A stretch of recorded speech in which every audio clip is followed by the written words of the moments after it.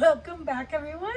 Good morning on this snowy Saturday in Colorado. I am doing this video for one of our representatives at the state legislature, namely Steve Woodrow, who likes to pique my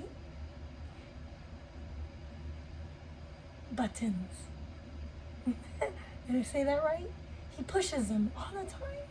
And I'm like, oh gosh, do I really have to respond to you? Do you really have to hear me give my opinion?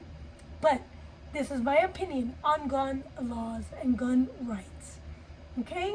And why he cannot violate our rights. So, from the perspective of James Madison, one of the founding fathers in the United States and a principal author of the U.S. Constitution, he did not explicitly articulate the argument in any of for or against gun rights in the same way that modern debates on the Second Amendment often occur. However, his writings and involvement in drafting the Constitution are insightful, and they provide much insight into the intent behind the Second Amendment, which addresses the right to bear arms. Madison's perspective, along with the broader context of time, suggests that he supported individual rights to bear arms for several reasons. And I'm in favor of these reasons because the Second Amendment was drafted like a conditional reasoning statement. If you understand conditional reasons. So, number one, protection against tyranny. And in today's society, I think this number one is very valid and a reason why Steve Woodrow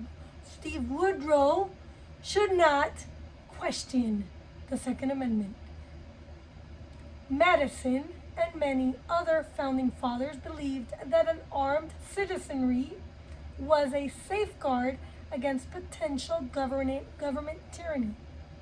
And the reason you see Biden's administration and many progressive Democrats wanting to usurp this right is because they understand that we are currently facing some very, very, very deep-seated challenges in government today.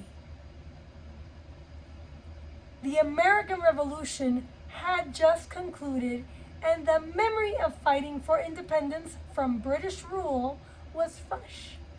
They wanted to ensure that citizens had the means to defend their rights and liberties should the need arise. Plain and simple. Number two, self-defense.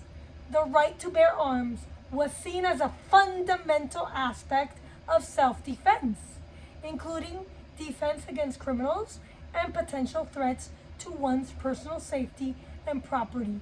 It was considered a natural right given to you by God, rooted in the concept of individual freedom and personal security. And let me tell you, I can shoot and aim really, really well with a gun, and I am impressed because I'll sit there and 1 out of 10 shots is going to aim right in the middle on target, and then 2 out of 10 shots will be right next to that target.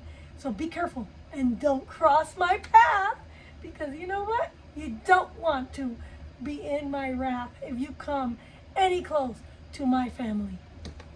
I am right there, and I will defend my family above all else. Because my family and my community. Got it? Okay, number three, militia concept. That's not a necessary, but it is a sufficient condition that if an armed citizenry if the people are armed, then a militia may or may not happen. So the Second Amendment reference to a well-regulated militia reflects the broader context of the time when local militias were essential for the defense of the nation.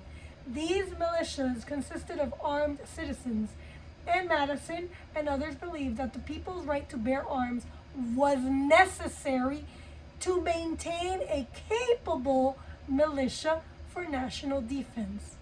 We do have a national defense, but currently that national defense is weak.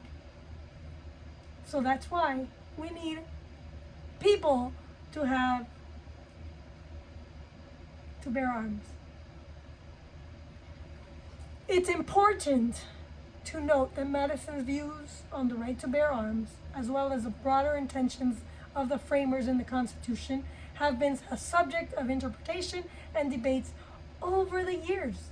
The Second Amendment has been the subject of numerous legal cases and political discussions, and various interpretations of amendments, language, and intent have emerged.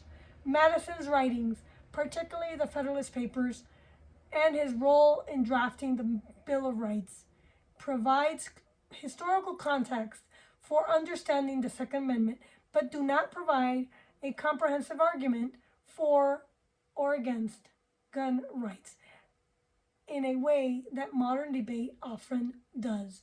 So to answer the question of Steve Woodrow,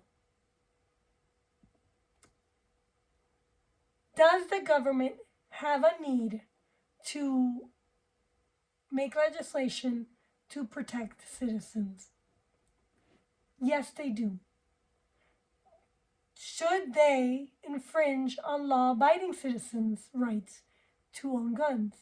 No, they do not. Where they need to draw the line is if you're a criminal, your right will be infringed to protect my right as a law-abiding citizen to protect myself. And so every legislation must have that in mind. Our criminal laws in this country prevent a criminal mind to have the full rights in the Constitution. Thank you very much, and I hope this helps in clarifying our gun rights and gun ownership. You must, if you are a citizen of America, you must abide fully by all our laws in order to have the full rights in the Constitution. Thank you. Share it and subscribe and like this video and comment below.